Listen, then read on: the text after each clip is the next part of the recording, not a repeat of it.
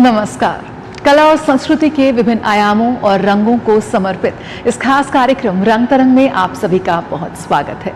मैं हूं जया सिन्हा। आज का कार्यक्रम समर्पित है उन कलाकारों को, उन लोगों को जिन्होंने कला की उपासना में, इसकी तपस्या में अपना पूरा जीवन समर्पित कर दिया। आज हमारे साथ कई दिग्गज अनुभवी कलाकार जुड़ रहे हैं, तो कई उभरते कलाकार जो अपनी सृजनशीलता से, अपनी कल्पनाशीलता से और अपनी समझ से हमें हैरान कर रहे हैं, वो भी हैं आज हमारे साथ रंग तरंग के इस खास अंक में। और भी है बहुत कुछ, तो देर कैसे, शुरुआत करते हैं कार्यक्रम की। प्रधानमंत्री नरेंद्र मोदी के संबोधन के साथ राजधानी दिल्ली के कर्तव्य पथ पर मेरी माटी मेरा देश अभियान का हुआ समापन। देश भर के राज्यों से, केंद्र शासित प्रदेशों से आए लोगों की दिखी जीवंत भागीदारी इसमें। देश भर से आए कलाकारों ने इसमें लिया हिस्सा और कई सांस्कृतिक कार्यक्रमों का भी आयोजन हुआ। आइए देखते हैं उसकी एक झलक।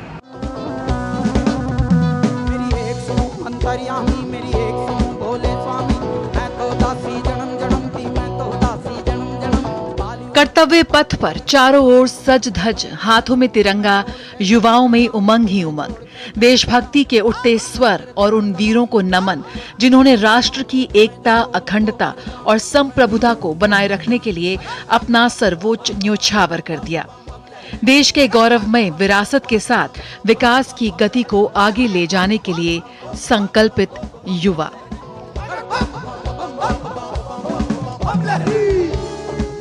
राष्ट्र की एकता, समरसता और बलिदानी वीरों के प्रति सम्मान के लिए प्रधानमंत्री नरेंद्र मोदी ने मेरी माटी मेरा देश अभियान का आह्वान किया था। अब देश के कोने कोने से आई मिट्टी से कर्तव्य पथ पर बनने वाले अमृत वाटिका का हुआ है शिलान्यास। दिल्ली में कर्तव्य पथ पर मेरी माटी मेरा देश अभियान की अमृत कलश यात्रा का समापन हुआ। प्रधानमंत्री मोदी ने कर्तव्य पथ पर इस मौके पर आयोजित कार्यक्रम में हिस्सा लिया।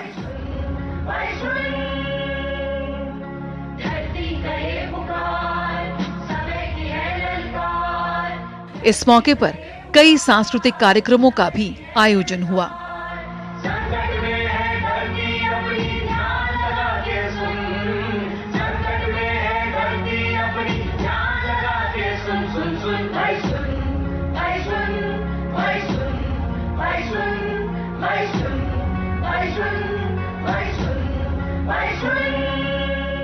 पर्यावरण संरक्षण का संदेश देते एक नृत्य नाटिका का मंचन किया गया, जिसमें जैविक खेती के लिए भी कलाकार प्रोत्साहित करते नजर आए।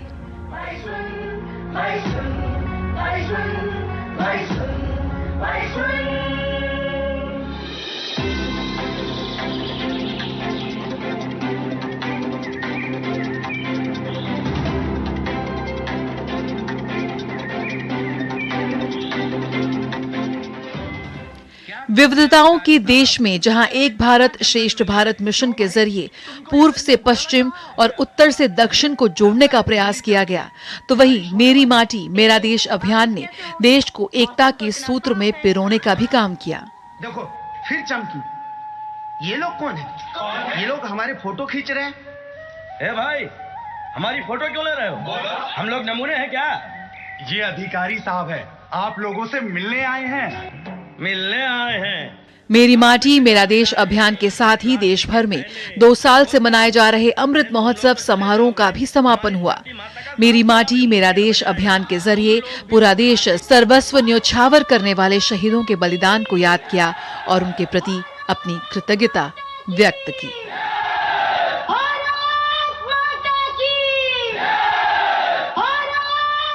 रंग तरंग, डीडी न्यूज।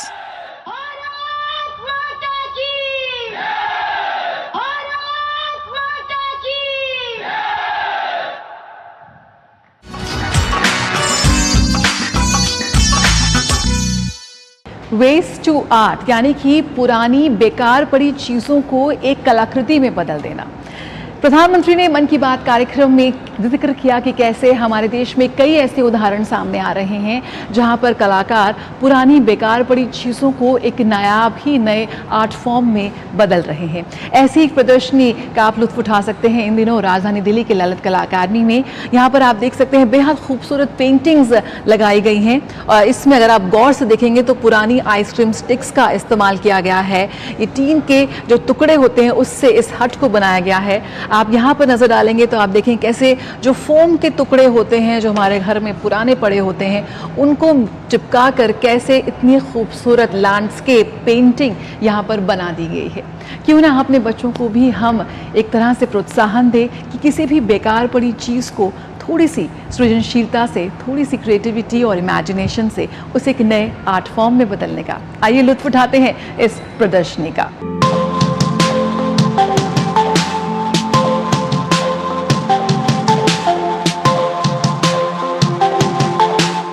रोजमर्रा की जिंदगी में जिन चीजों को हम कबाड़ समझकर फेंक देते हैं, उसी कबाड़ और स्क्रैप का इस्तेमाल कर इतनी खूबसूरत कलाकृतियों को बनाया गया है। विशेष अभियान 3.0 के एक भाग के रूप में संस्कृति मंत्रालय ने ललित कला अकादमी नई दिल्ली में अपशिष्ट से कला, स्क्रैप से मूर्तिकला प्रदर्शनी का आयोजन किया, जिसमें मंत्रालय के विभिन्न संगठनों के सर्वोत्तम रचनात्मक पहलों को प्रदर्शित किया गया है।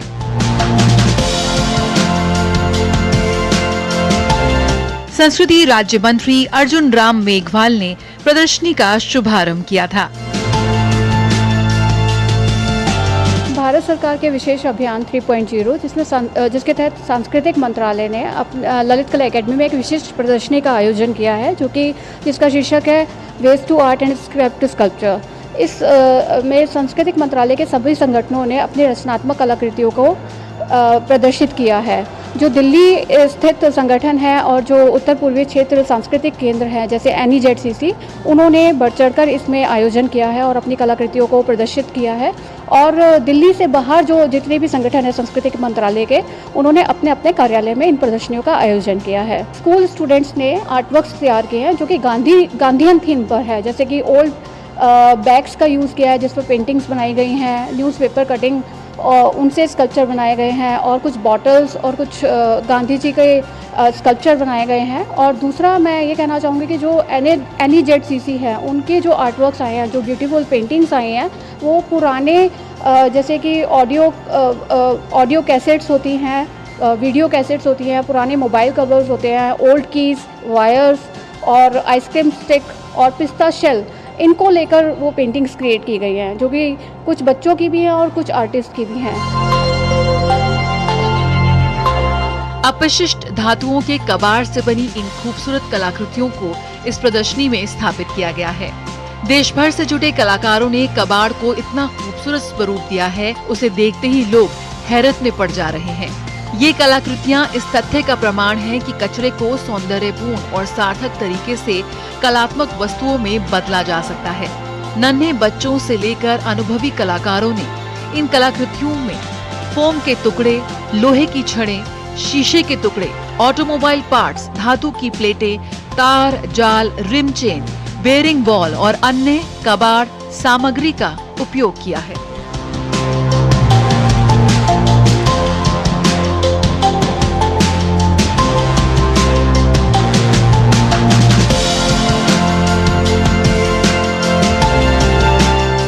अभी हमारा जो प्रोग्राम है waste to art, ministry of culture और ललित कला एंड NEZCC, इसी की वजह से हम एक आर्टिस्ट स्टूडेंट को साथ लेके हमारा इंडिया में ऐसा एक कैंपेन है वेस्ट में ट्रेंड को आर्टिस्टिक और डेकोरेटिव फॉर्म में आने के लिए।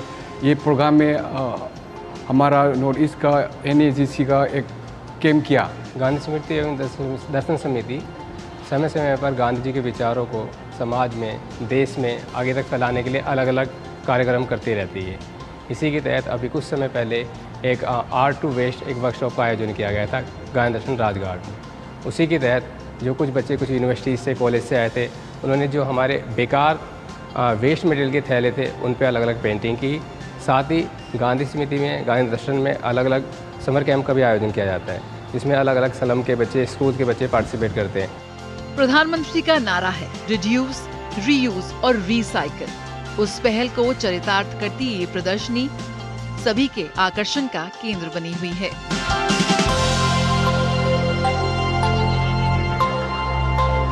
तो आप अपने घर की किसी भी बेकार पड़ी चीज को एक खूबसूरत कलाकृति में बदल सकते हैं।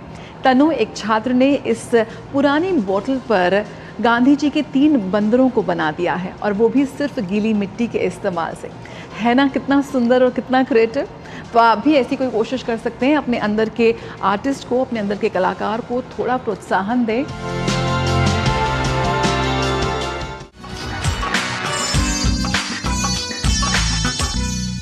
विश्वविख्यात आर्टिस्ट ए रामचंद्रन, जिन्हें अनेकों पुरस्कार मिले, उन्हें पद्म भूषण से भी सम्मानित किया गया, लेकिन आज भी उम्र के इस पड़ाव पर भी वो हम सभी के लिए एक आदर्श बने हुए हैं। आइए आपको लिए चलते हैं एक बेहद खास प्रदर्शनी में, जिसमें उनके अब तक की जीवन यात्रा को, उनके अनुभवों को एक रेट्रोस्पेक्टिव के रूप में एक साथ लाया गया। इस प्रदर्शनी में उनके 1974 से लेकर अब तक के काम को हमने देखा।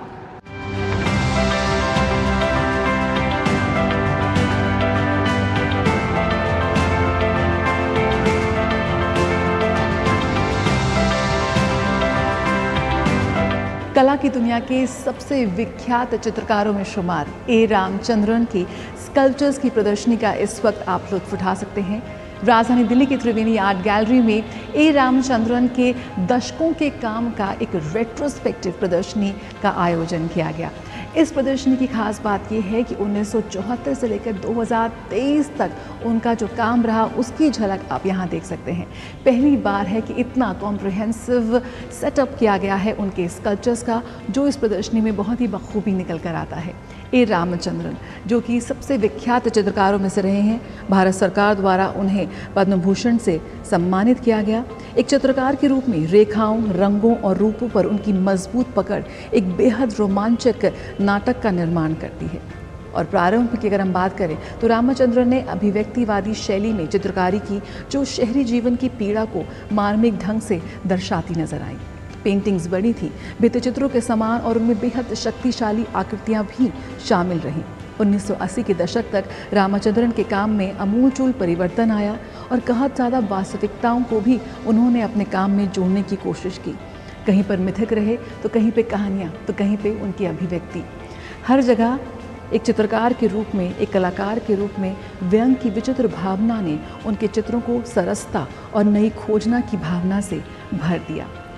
ए रामचंद्रन, जो आज भी, आज की पीढ़ी के लिए भी एक आदर्श के रूप में सामने आते हैं, और इस प्रदर्शनी के ज़रिए उनके दशकों के काम को, उनके अनुभव को, उनकी कला को बहुत ही बारीकी से और बेहद खूबसूरती से समझा जा सकता है, देखा जा सकता है, महसूस किया जा सकता है।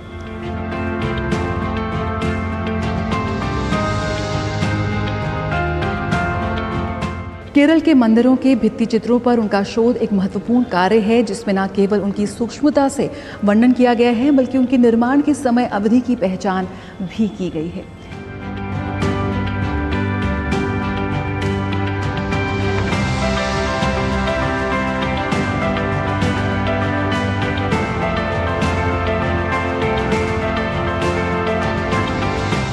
एक मूर्तिकार के रूप में, एक शिल्पकार के रूप में, एक लेखक के रूप में ए रामचंद्रन आज भी कला के विभिन्न माध्यमों से जुड़े हुए हैं। उम्र के इस पड़ाव पर भी कला से उनका स्नेह कम नहीं हुआ है।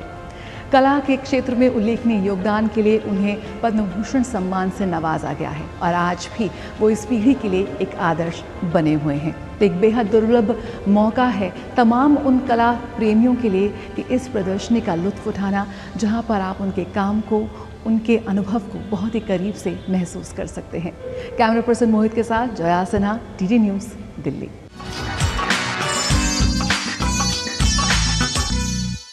क्या आप सोच सकते हैं ये पुरानी टूटी फूटी कुर्सियों के सीट्स हैं? जिन्हें एक आर्टिस्ट ने अपनी कल्पनाशीलता से, अपनी इमेजिनेशन से इतने खूबसूरत आर्ट फॉर्म में बदल दिया है।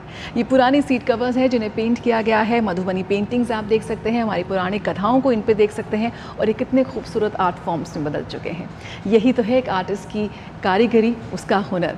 इसी कड़ी में आइए आपको ले चलते हैं राजधानी दिल्ली में आयोजित टेराकोटा फेस्टिवल में, जहाँ पर देश भर से आए कलाकारों ने हिस्सा लिया और ग्राहकों ने भी जमकर हिस्सा लिया और वोकल फॉर लोकल के नारे को बुलंद करते नजर आए।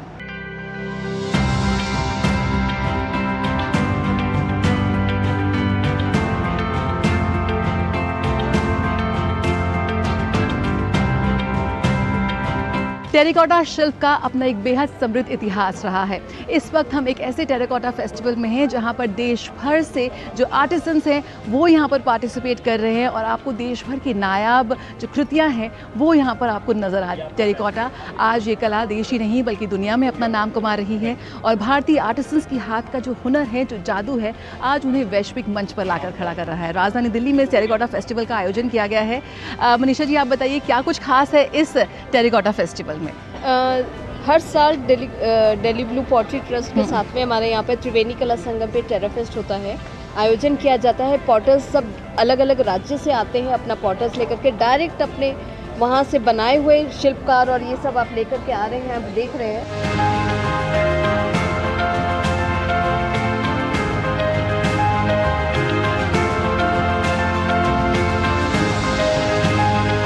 टेराकोटा जर्नी, ये मेरी संकल्पना चल रही है, उसमें से मैं भारत भ्रमंती कर रहा हूँ टेराकोटा आर्टिजन्स के साथ, जहाँ पे पॉटर्स जो कॉन्टेम्प्रेरी पॉटर्स है, पारंपरिक रहते हैं, ट्राइबल्स रहते हैं, तो उनके साथ मेरी यात्रा चल रही है। तो इस समय मैं इस टेरा फेस्ट में आ गया हूँ। जो टॉयज़ है टेराकोटा के छोटे छोटे और फ्रिज मैग्नेट्स वगैरह लेके आया हूँ, अलग अलग दिवाली के दिए वगैरह लेके आया हूँ और बहुत मुझे ये प्यारी जगह लगती है। अभी यहाँ आज मैं 5वीं बार आ गया हूँ और लोगों का बहुत अच्छा मुझे ये कला का अप्रिसिएशन मिल रहा है।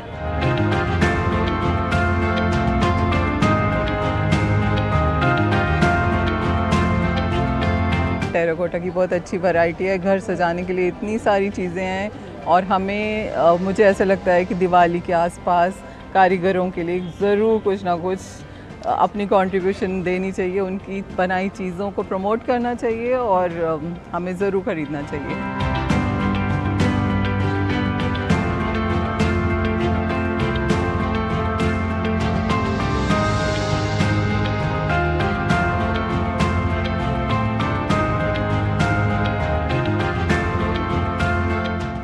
कटिंग वाले दिए हैं, ये अलग लाए हैं और नीचे स्टैंड वाले दिए हैं, वो भी अलग हैं। पहले इनको हम व्हील पे बनाते हैं, फिर उसके बाद डिज़ाइन करते हैं।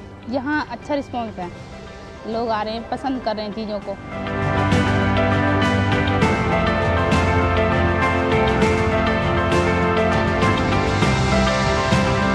इस टाइप का हम स्टिल कह सकते हैं, ये वाली चीज़ें लेके आए हैं जिसे बच्चे खेलने के लिए यूज़ कर सकते हैं। और अगर हम देखें तो घरों में लेडीज़ से काफ़ी चटनी एंड ऑल, जैसे मसालेज वगैरह होते हैं, वो सारी चीज़ों का यूज़ करते हैं। इसे पीसते हैं, चक्की पीसने वाली, जिसे हम गेहूँ, चावल कुछ भी पीस सकते हैं, लेकिन आज उसकी भी जगह मशीन ने ले ली है, जो मशीनें यूज़ होती हैं।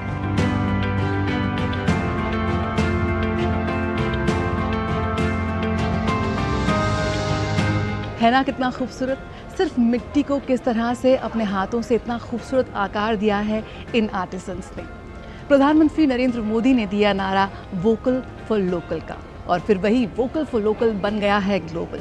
आर्टिसंस द्वारा बनाई गई ये बेहद खूबसूरत टेराकोटा की चीज़ें आज हमारे देश में ही नहीं बल्कि पूरे विश्व में बिक रही हैं और यहाँ पर मौजूद खरीदारों की भीड़ इस बात को भी सुनिश्चित करती है कि देश भर से जो आर्टिसंस यहाँ पर आए हैं उन्हें अपनी मेहनत का सही दाम मिल रहा है, सही प्रोत्साहन मिल रहा है, एक मंच मिल रहा है अपनी कला और प्रतिभा को दिखाने का। और यकीनन इस वक्त त्योहारी मौसम है तो ज़रूर कुछ ना कुछ ज़रूर अपना ऐसा अपने घर ले जाएं जिसमें हमारे कलाकारों की मेहनत की और हमारे देश की मिट्टी की खुशबू है।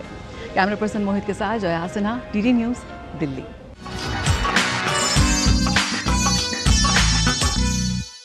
और आइए अब आपको लिए चलते हैं आर्टिस्ट शर्मिला थापर की प्रदर्शनी में, जहां पर उन्होंने रंगों के माध्यम से खुद को तो अभिव्यक्त किया ही, साथ ही भारतीय संस्कृति के भी रंग देखने को मिले उनकी प्रदर्शनी में।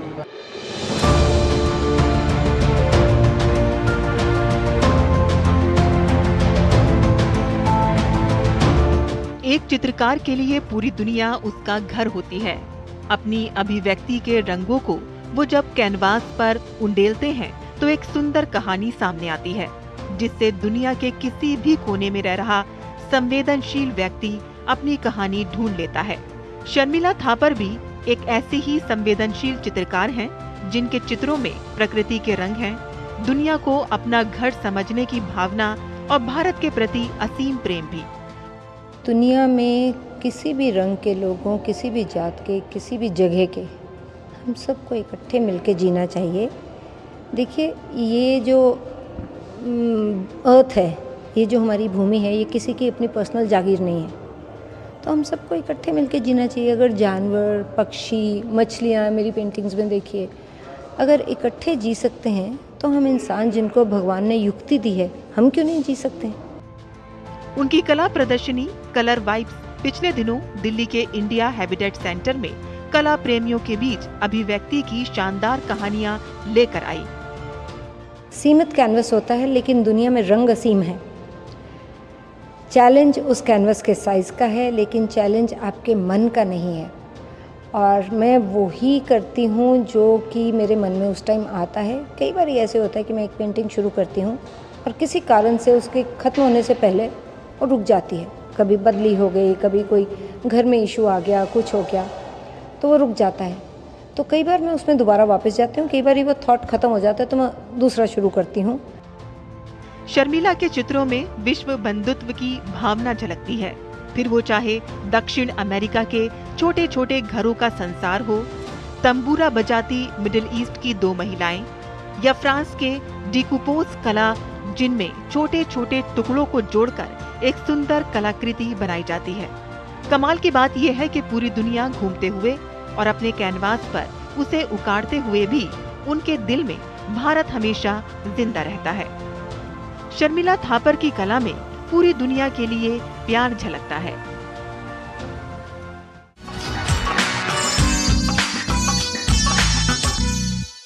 A man is but the product of his thoughts and what he thinks he becomes. यानी कि आप जो सोचते हैं आप वही बनते हैं। आइए आपको ले चलते हैं एक बेहद अनूठी प्रदर्शनी में, द बॉर्डरलाइन मी। तेजस्वी मिश्रा ने इसमें अपनी सोच को, अपने थॉट्स को कैनवस पर पेश करने का एक प्रयास किया है।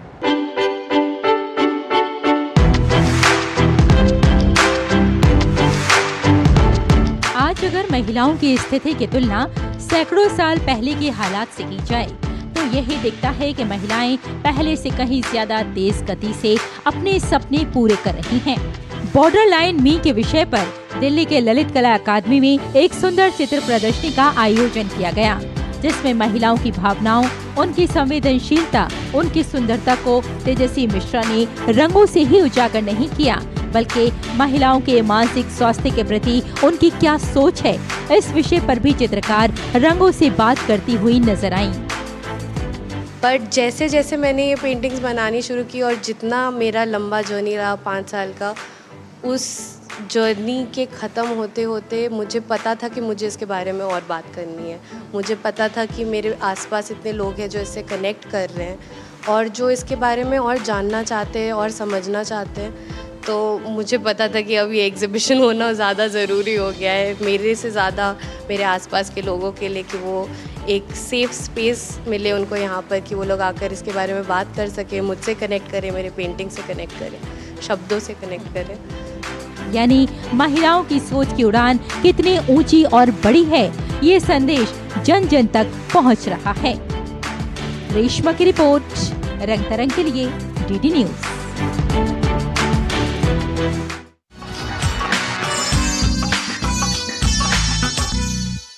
कैनवस के रंग हमारे जीवन में भी कितने रंग भर देते हैं। कला अभिव्यक्ति का एक बेहद सशक्त माध्यम है। इस वक्त हम युवा आर्टिस्ट नित्य सोनी की प्रदर्शनी में मौजूद हैं। यहाँ पर मौजूद कैनवसेस में, उनकी तस्वीरों में आप नित्य की समझ को, उनके अनुभव को महसूस कर सकते हैं। यहाँ पे उनकी 3 सीरीज़ को लगाया गया है, लुप्तप्राय, रूपांतरण और मनन माया। ये वो तस्वीरें हैं, ये वो कैनवस हैं जिनमें उन्होंने अपने अनुभवों को और जीवन को देखने के उनके नज़रिए को पेश करने का एक प्रयास किया है। आइए नित्य सोनी से पूछते हैं कि क्या खास है इस प्रदर्शनी में। प्रकृति ही मेरा माध्यम है जो कि मैं अपनी कला के थ्रू प्रेजेंट करना चाहता हूँ। यहाँ पर जो मछली है वो हमारे मन को प्रेजेंट कर रही है, एंड जो हमारा गोल्डन वाला एरिया है ये हमारी माया को प्रेजेंट कर रहा है, किस तरीके से हम एक माया जाल में रहकर भी कितने खुश हैं। सिमिलरली जी जो लुप्तप्राय सीरीज़ है इसमें जो आने वाले समय में जो आने वाली जनरेशन है वो लोहार और इस तरीके के जो हमारे रोजगार हैं इनके खत्म होते जा रहे हैं, इनको मैं प्रेजेंट करने की कोशिश कर रहा हूँ। रामवीर सुतार ने इस प्रदर्शनी का उद्घाटन किया, जिन्होंने स्टैचू ऑफ यूनिटी को डिज़ाइन किया है। किस तरह से आप सीखते हैं या क्या कुछ आपका थॉट प्रोसेस रहता है? ऑब्जर्वेशन जो है कि हम नेचर को देखते हैं और हम अपना माध्यम कला को अगर बनाते हैं तो कला के थ्रू हम कैसे कम्युनिकेट कर सकते हैं। जिस तरीके से इस पेंटिंग में हम देख सकते हैं ये मछली जल के ऊपर आ रही है, यानी एक अलग तरीके का वर्ल्ड ये देखना चाह रही है, तो उसको टाइटल करा गया है अदर साइड, कि और भी चीज़ें अनुभव करने के लिए हैं हमारे यहाँ पर।